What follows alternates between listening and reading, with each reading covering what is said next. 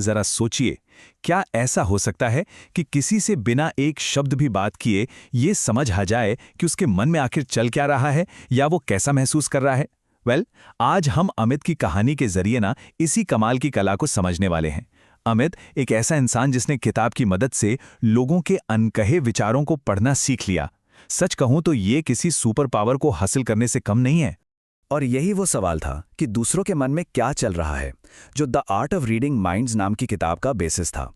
और इसी सवाल ने अमित को अपनी तरफ खींच लिया। उसने ठान लिया कि वो ये पता लगाकर ही रहेगा कि क्या वाकई बिना बोले लोगों को समझना मुमकिन भी है या नहीं। तो चलिए अमित के साथ इस दिलचस्प सफर पर निकलते हैं और देखते हैं कि उसने क्या क्या सीखा।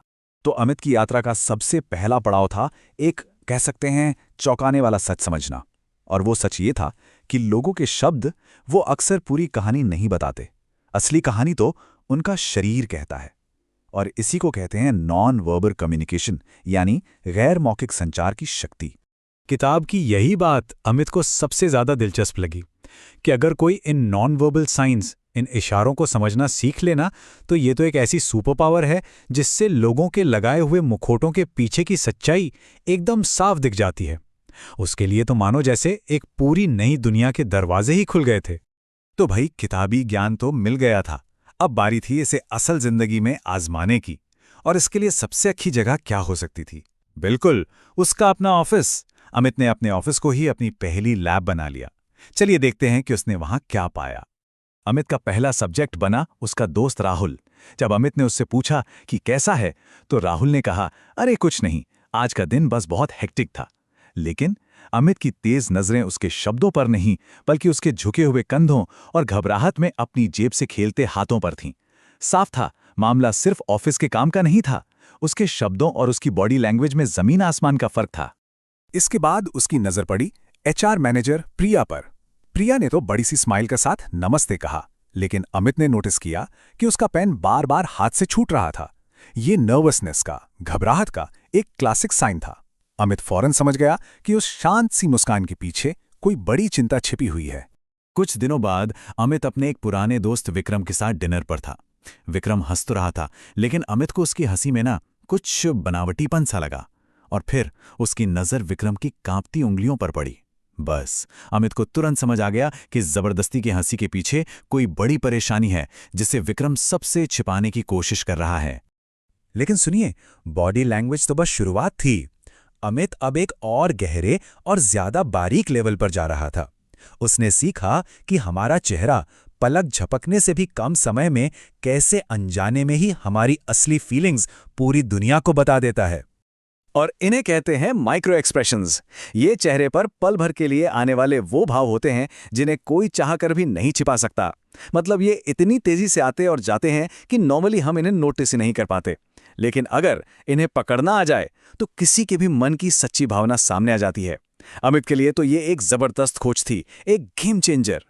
इस नए ज्ञान के साथ अब तो अमित को हर चेहरे में एक अलग ही कहानी नजर आने लगी थी। जैसे उसकी हंसमुख कलीग मीना की मुस्कान के बावजूद उसकी आंखों में नमी, या फिर बॉस की पार्टी में जबरदस्ती की हंसी के पीछे उनका खिंचा हुआ ऊपरी होठ, या नई जिम्मेदारी मिलने पर दोस्त रिया की खुशी में छिपी डर की एक हल्की सी झलक। ये छोटे छोटे इशारे थे, लेकिन अब ये अमित के लिए बड़ी बड़ी सच्चाइयां बयां कर रहे थे। पर इस नई शक्ति के साथ अमित के मन में एक बड़ा सवाल भी खड़ा हुआ। क्या इसका इस्तेमाल करना सही है? और उसे जल्द ही ये समझ आ गया कि लोगों के मन को सिर्फ पढ़ने से ज्यादा जरूरी है उन्हें एक सही नियत से समझना। किताब में इस बारे में एक साफ चेतावनी थी। इस ज्ञान का इस्तेमाल लोगों को मैनिपुलेट करने या उनका फायदा उठाने के लिए बिल्कुल नहीं करना है, बल्कि इसका असली मकसद है उनसे जुड़ना, सहानुभूति दिखाना और गहरे मीनिंगफुल रिश्ते बनाना, न कि हेरफेर करना। और यहीं पे अमित ने इमोशनल इंटेलिजेंस यानी भावनात्मक बुद्धिमत्ता का असली मतलब सीखा। मतलब दूसरों को समझने से पहले जरूरी है कि हम अपनी भावनाओं को समझें और उन्हें संभालें, और फिर दूसरों की भावनाओं के लिए सहानुभूति रखें। असल में यही वो चीज है जो इस हुनर को एक नेगेटिव नहीं बल्कि एक पॉजिटिव शक्ति बनाती है। अमित ने इस सिद्धांत को अपने काम में सीधे लागू भी किया। जैसे जब उसकी टीममेट सुमन कॉन्फिडेंस की कमी से जूझ रही थी, तो उसे सीधे सुनाने के बजाय अमित ने उसे अपनी बात कहने के लिए एक सेफ माहौल दिया। जब बॉस क्लाइंट मीटिंग को लेकर तनाव में थे तो उस तनाव का फायदा उठाने की जगह अमित ने उनका हाथ बटाने की पेशकश की। मतलब उसने हमेशा हेरफेर की जगह सहानुभूति को ही चुना। तो सिद्धांत और नैतिकता, अमित ने इन दोनों ही चीजों को अच्छी तरह समझ लिया था। अब वो अपनी यात्रा के आखिरी चरण में था, और वो था इस कला में महारत हासिल करना। किताब का आखिरी और शायद सबसे जरूरी सबक यही था कि सिर्फ जानना ही काफी नहीं होता। किसी भी दूसरी स्किल की तरह इस कला को भी रोजाना अभ्यास से ही निखारा जा सकता है, इसमें परफेक्शन लाया जा सकता है। तो इसके लिए अमित ने अपनी रोज की जिंदगी में 3 सिंपल सी एक्सरसाइज शामिल कर लीं। पहली, सिर्फ देखकर लोगों का मूड पढ़ने की कोशिश करना। दूसरी, बातचीत के दौरान माइक्रो एक्सप्रेशंस पर फोकस करना। और तीसरी, जो बहुत जरूरी है, एक्टिव लिसनिंग, मतलब सिर्फ सुनना नहीं बल्कि सामने वाले को समझना और महसूस करना। और इसका नतीजा ये हुआ कि अमित सिर्फ एक बेहतर ऑब्जर्वर ही नहीं बना, बल्कि वो एक बेहतर दोस्त, एक बेहतर कलीग और कुल मिलाकर एक बेहतर इंसान बन गया।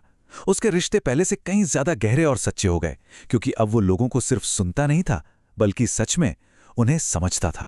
अमित की ये यात्रा हमें दिखाती है कि हमारी दुनिया अनकहे संदेशों से भरी हुई है। तो सवाल ये उठता है कि इस जानकारी के साथ अब अपने आसपास के लोगों में क्या नया नोटिस करने को मिलेगा? क्या अब किसी की मुस्कान के पीछे छिपी कोई और भावना नजर आएगी? इस पर सोचिएगा जरूर।